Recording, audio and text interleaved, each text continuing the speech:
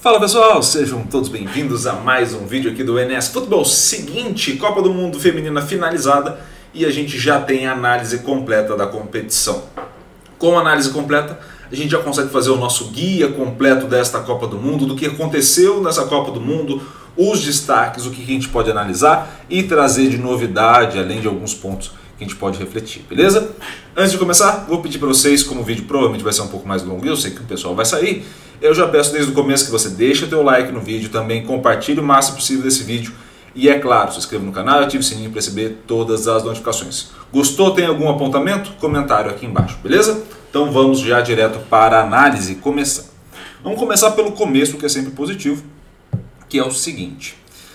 A Copa do Mundo, e principalmente a Copa do Mundo feminina, ela tem um alto grau de associação, ou seja, quando você coloca os dados e começa a tentar explicar algum dado que você queira, que no caso para a gente o saldo de gols é o mais importante, você consegue explicar muito bem no caso da competição feminina.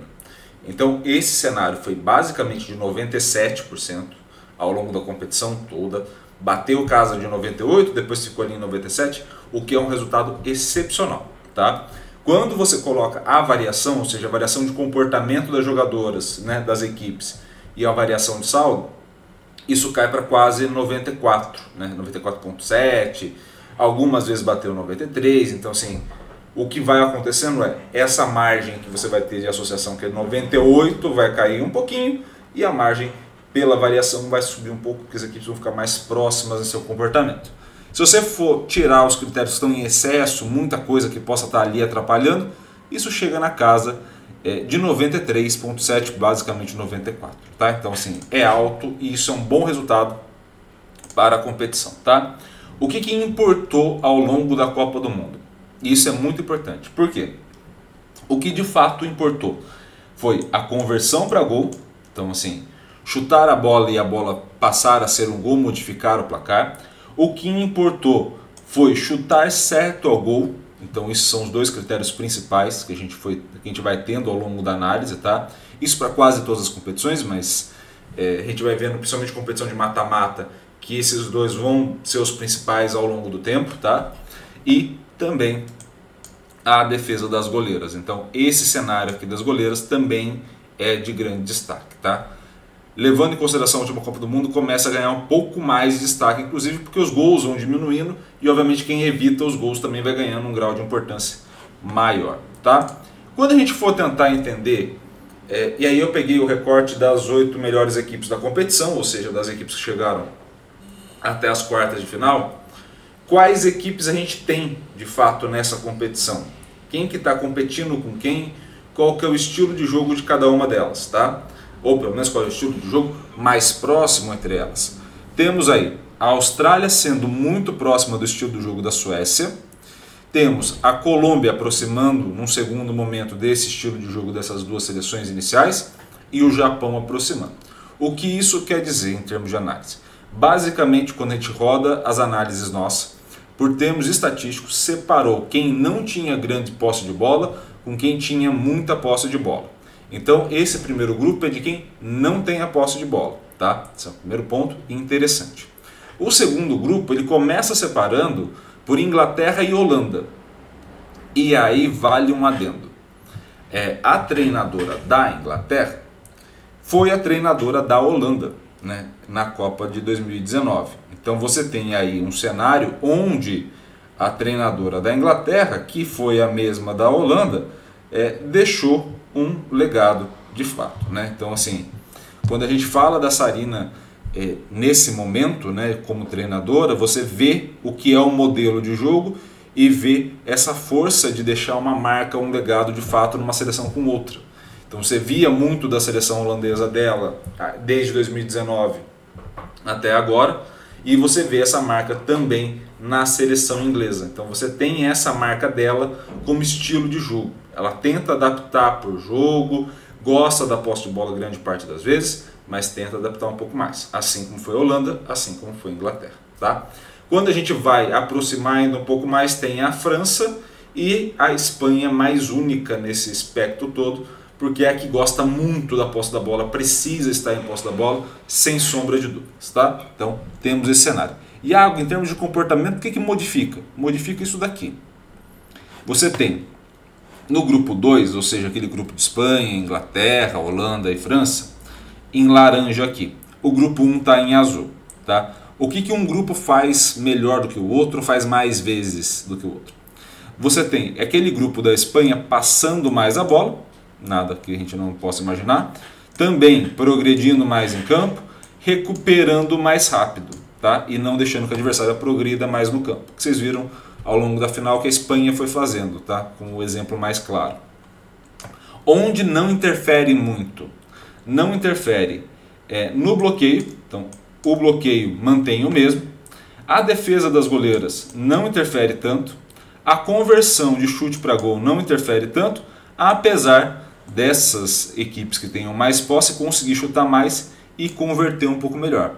O que isso vai apresentar para a gente? Você ainda tem, dentro do modelo da elite do futebol feminino, você ainda tem uma vantagem muito grande em manter a posse da bola. Tá? Isso vem acontecendo ao longo do tempo e é normal. Tá? Você tem uma vantagem muito grande de manter a posse, porque em tese, por ser muito mais forte, algumas seleções tinham essa característica até a última Copa do Mundo, você mantém a posse, consegue mais finalização, consegue mais gols, por definição. O que vem acontecendo é que agora você começa a ter uma riqueza de estratégias mais presente nessa competição. Então você tem já duas estratégias completamente distintas, separadas em 4 seleções cada nas quartas de final, né? Então assim, a gente está falando da elite dentro da competição, e você já começa a ver uma taxa do que é mais importante, defesa e gol, mais baixa. Ou seja, você tem modelos diferentes, esses modelos diferentes têm uma resposta para o jogo. Então qual que é o melhor? A gente tem que copiar o modelo da Espanha? Não necessariamente, vai depender da característica das jogadoras, do ciclo que for feito, das adversárias que forem encontrando e, é claro, das soluções que as outras treinadoras ou treinadores também vão encontrando ao longo desse caminho. Então percebam como há diferentes formas de se jogar e essas formas solucionam os problemas, umas mais, outras menos, dependendo do contexto. Basicamente é isso, tá? Então você tem já outras formas de se chegar, tá? Quais foram as melhores jogadoras? Aí eu vou até passar aqui para começar pela equipe reserva, digamos assim. Estou colocando aqui as 22 melhores jogadoras para ter pelo menos 2 por posição ali diretamente, tá? Então começando com a equipe reserva.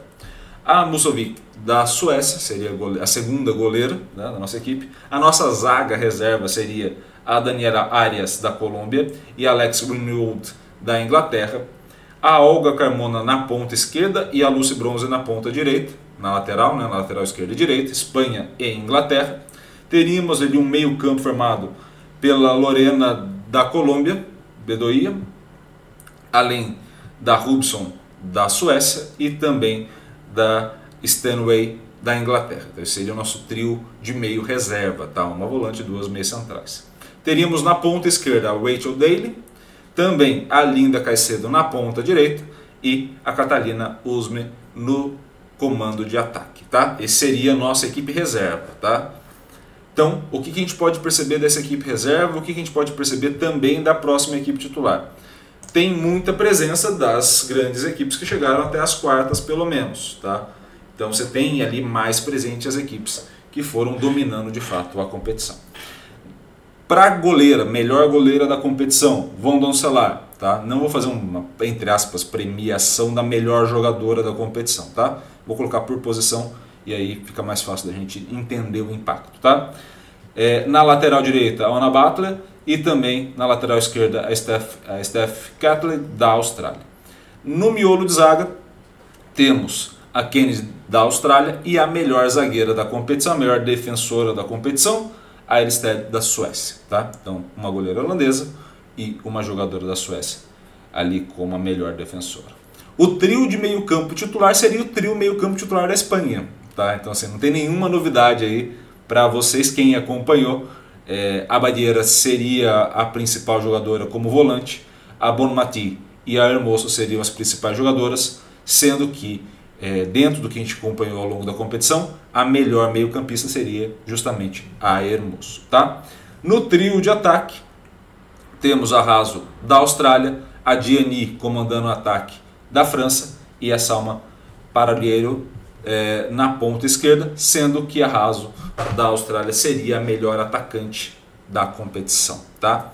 Como que foi formulada essa competição e essa montagem dessa seleção?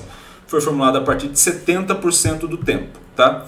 Só vou confessar para vocês que abriu uma exceção, a Olga Carmona, nas contagens que a gente tem, da onde a gente tira a informação, teria 69% do tempo.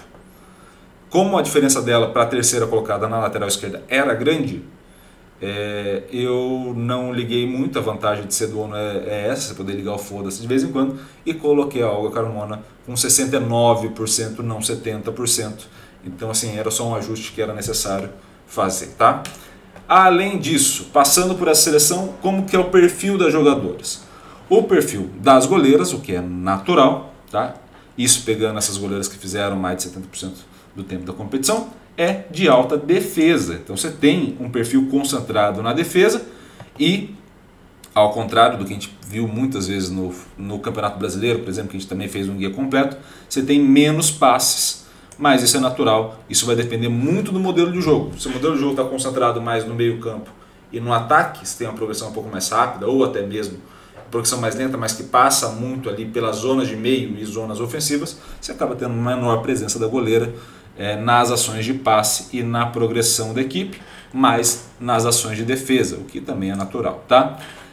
As zagueiras, você tem uma presença bem interessante na conversão para gols, então você passa a ter essa presença interessante justamente pela altura.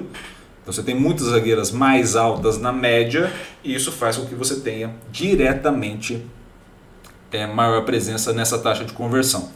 Elas serão as grandes responsáveis pelo passe e pela progressão. Iago, isso quer dizer que elas vão dar assistências para todo mundo? Não, não é isso. Basicamente, como elas têm mais campo para progredir, os passes tendem a ser um pouco mais longos e progredir um pouco mais, ganhar campo, tá? Quando a gente vai para as laterais, temos aí na lateral esquerda maior presença na conversão de gol, tá? E na lateral direita maior presença para passe, progressão e recuperação da posse, tá? Então, por que você tem isso daqui? Perfil de jogadora. Então, assim, não é o perfil necessário da posição, não quer dizer que tenha que ter esse perfil para ter sucesso. Basicamente, você tem nessa organização, né?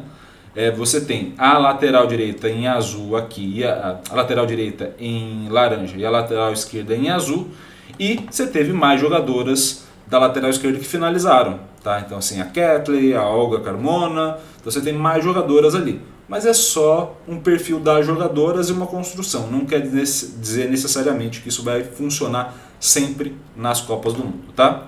Os outros perfis de goleira e zaga, você começa a ter um pouco mais de padronização. Ainda não tem, mas começa a ter um pouco mais.